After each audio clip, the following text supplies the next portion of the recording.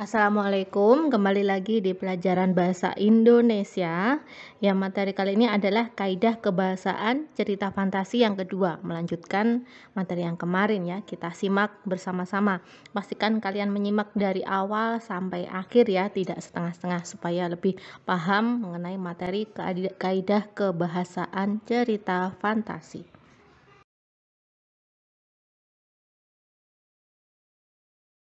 Yang pertama adalah penggunaan konjungsi urutan waktu. Konjungsi itu maksudnya adalah kata penghubung ya.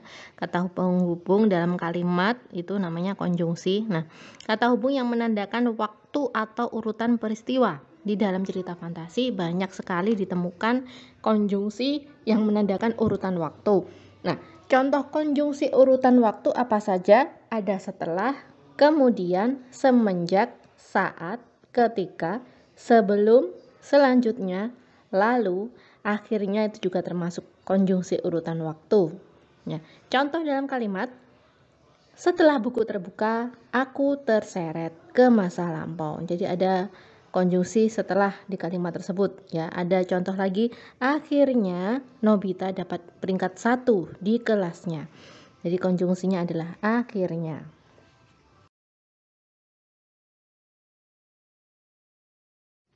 Selanjutnya ada penggunaan ungkapan keterkejutan. Berfungsi untuk menggerakkan cerita ya. Contohnya seperti tiba-tiba, tanpa diduga, anehnya. Nah, biasanya ini terletak di bagian komplikasi atau resolusi ya. Maksudnya ungkapan keterkejutan membuat terkejut bagi pembacanya ya. Membuat ungkapan terkejut bagi pembacanya. Jadi agar pembacanya itu merasa tertarik, heboh dengan kata-kata tersebut. Ada tiba-tiba, tanpa diduga, anehnya. Contoh 1, tiba-tiba sekumpulan monster datang ke desa durian runtuh. Terus ada lagi, tanpa diduga buku terjatuh dan halaman terbuka. Itu contoh kalimat yang menggunakan ungkapan keterkejutan.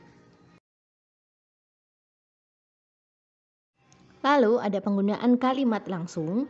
Kalimat langsung adalah kalimat hasil kutipan langsung dari pembicaraan seseorang. Jadi di dalam dialog ya. Bagaimana cara penulisan kalimat langsung yang benar? Pola kalimat ada 3. Cara penulisan kalimat langsung itu ada 3 pola.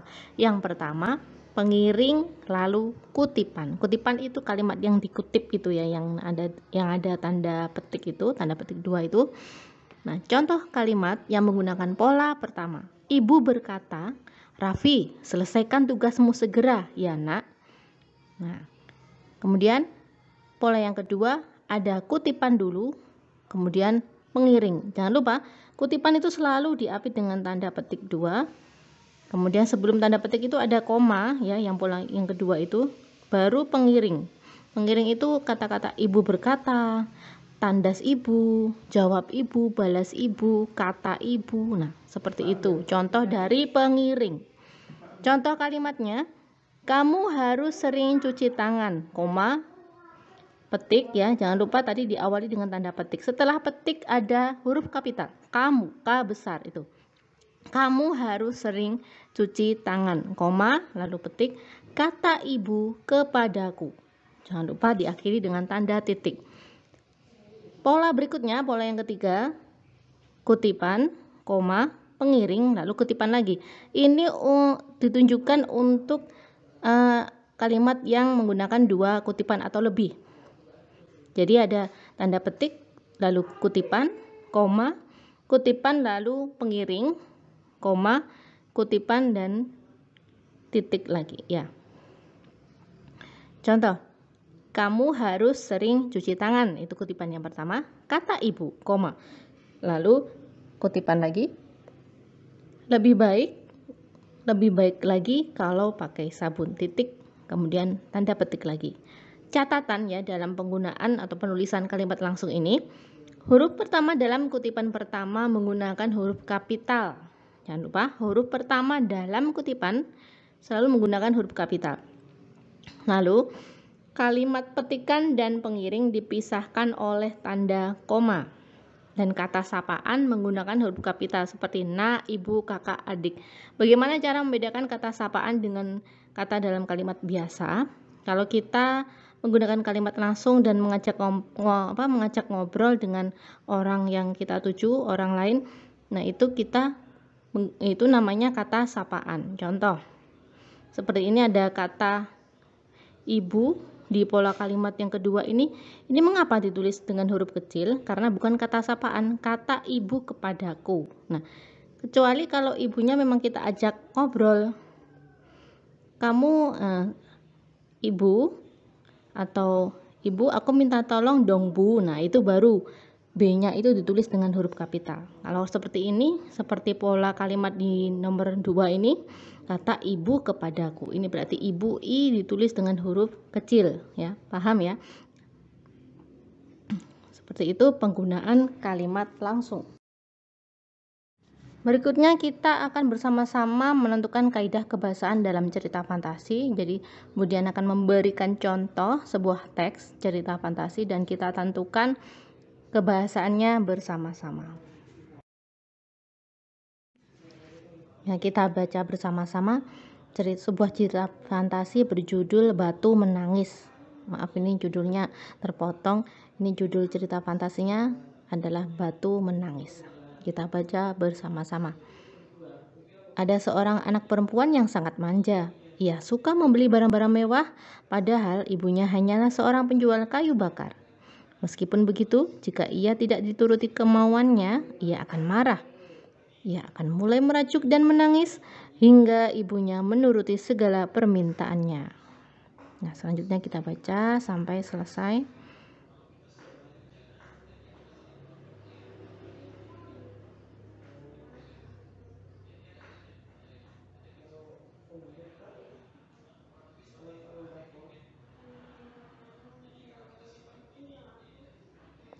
Sudah ya, lalu kita telaah bersama-sama, kita analisis. Nah, analisis kaidah kebahasaan yang bagian pertama, kata ganti orang ketiga yang digunakan dalam cerita fantasi Batu Menangis tadi adalah ia. Ia berarti menunjukkan kata ganti orang ketiga yang menunjukkan si gadis tadi. Lalu kalimat cerapan panca indera untuk mendeskripsikan latar. Kalimat yang ditunjukkan adalah ia harus berjalan sangat jauh dari hutan ke kota untuk menjual kayu bakarnya.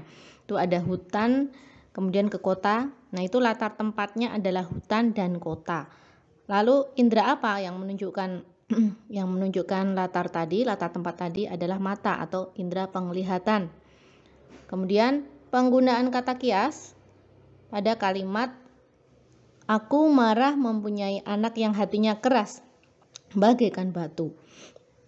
Itu maksudnya kata kiasan tersebut hatinya keras bukan seperti hatinya yang mengeras, itu bukan ya, tapi hatinya yang keras kepala bagaikan batu. Lalu tangisnya membesar dan membuatnya menjadi danau. Nah, itu juga contoh kata kias yang ditunjukkan dalam cerita fantasi berjudul Batu Menangis. Kaidah kebahasaan bagian kedua, ada konjungsi urutan waktu. Ini ada beberapa kalimat ya. Yang pertama, ia akan mulai merajuk dan menangis hingga ibunya menuruti segala permintaannya. Ini juga termasuk contoh konjungsi urutan waktu. Ada konjungsi hingga.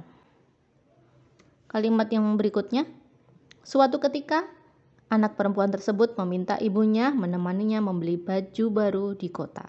Itu ketika adalah konjungsi urutan waktu. Lalu ada kalimat saat sedang perjalanan pulang. Itu saat menunjukkan konjungsi urutan waktu. Lalu kaidah kebahasaan yang berikutnya adalah ungkapan keterkejutan. Ada kata tiba-tiba. Nah ya, dalam kalimat tiba-tiba langit menggelegar dan gadis itu berubah menjadi batu.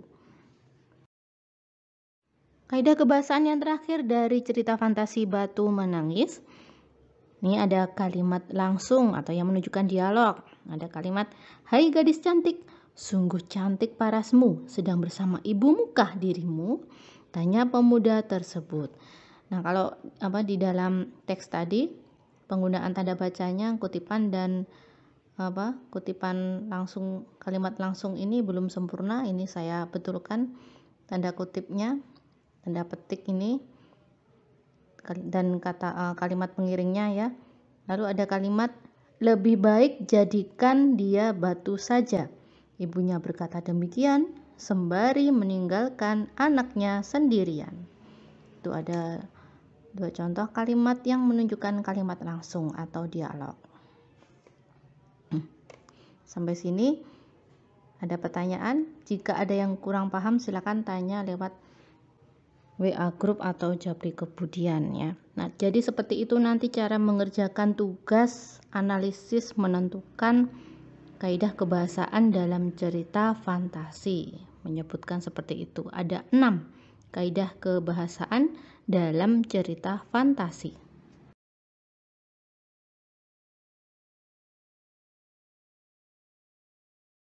Terima kasih telah menyimak dengan sungguh-sungguh video pembelajaran dari Budian. Jangan lupa mengerjakan tugas menentukan kaidah kebahasaan dalam cerita fantasi. Ada 6 ya nanti. Tugas tersebut itu teksnya, teks cerita fantasinya saya ambilkan dari buku paket berwarna biru yang dulu sudah pernah dibagikan dari Perpus, halaman 54 sampai 55.